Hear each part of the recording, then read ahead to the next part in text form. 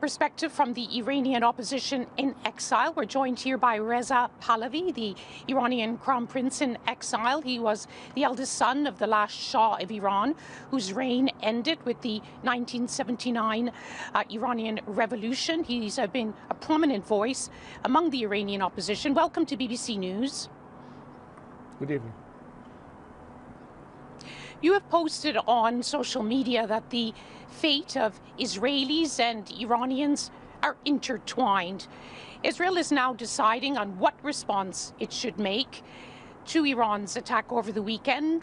What would you say would be the best response? Look, I cannot speculate or decide for the Israeli government what to do or not do. What I can tell you, however, is the reason we are here at this point facing this kind of crisis is a direct result of decades-long flawed policy by the Western world of expecting behavior change by this regime, and at the same time one of appeasement that has actually emboldened the regime. When the regime feels that there's no threat against them or pressure against them, they can sell their oil, which is not going to be spent on the Iranian people, but is going to rather be spent on maintaining and supporting their proxies, whether it's the Houthis or Hezbollah or Hamas. We should not be surprised, therefore, that we have had this kind of conflict occurring. And the solution fundamentally to the problem will be a change of regime in Iran, which is what the Iranian people want. In the meantime, the regime is showing signs of weakness and not strength. The regime that is strong does not start attacking its own women yet again. It does not continue attacking foreign countries. These are all signs of despair by the regime, facing an unsurmountable economic situation at home, and therefore it's trying to deflect attention for the world, and at the same time sort of addressing its core base that they're doing something. The rest is just pure rhetoric as far as I'm concerned. The EU is looking at new sanctions against Iran today. You have called for sanctions in the past, but that has put you at odds with other leading members of the opposition, including the imprisoned Nobel Prize laureate Narges Mohammadi, who says sanctions don't work. They simply put more pain on millions of Iranians. Well, I totally disagree with that assessment. And the reason you need to apply pressure is because when you know that the regime is going to benefit, not the people, then the only way to curtail this regime is make it less capable of having access to funding, funds that they will use to repress their own citizenry at home, and as I said earlier, continue to support their proxies abroad. The Iranian people right now are faced with insurmountable economic challenges.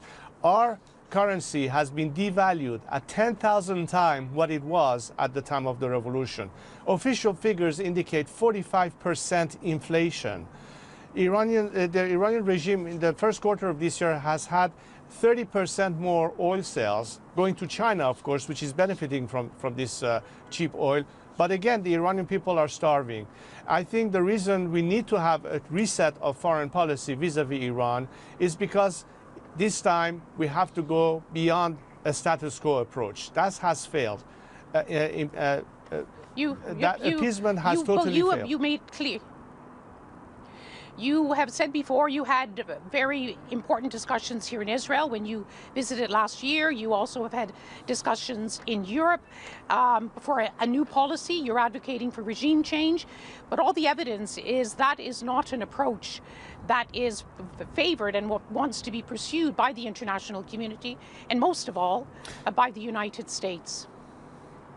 Well, I think world leaders, and I hope that in the meetings of foreign ministers with the G7, they're going to use that opportunity to really discuss fundamentally a reset of their policies. I do believe that the most important ingredient the world needs to recognize is that the people of Iran want change. The people of Iran are fed up with the current situation. The Iranian people are sending a clear message to the world. What this regime does, it's not us, it's the regime. We don't want war. We want peace. We want liberty. We want freedom. Something that this regime is an obstacle between us and the free world. Therefore, if the free world, if the democratic world wants to put an end to conflict and instead arrive at a situation where we can have regional peace between the neighbors, the only way to do that is to get rid of this regime. Therefore, the policy has to be adjusted as having one increasing pressure on the regime by means of further sanctions. Perhaps it's important to indicate that the IRGC is one key element here that is repressing people at home and continuing a campaign of terror abroad, and at the same time have a policy of maximum support for the people of Iran. If you put these ingredients into place, then we can see something that will create the fundamental change that is needed and the ultimate solution to the current problem. Otherwise, we'll be just limited to considering retaliation and escalation, but nothing beyond that.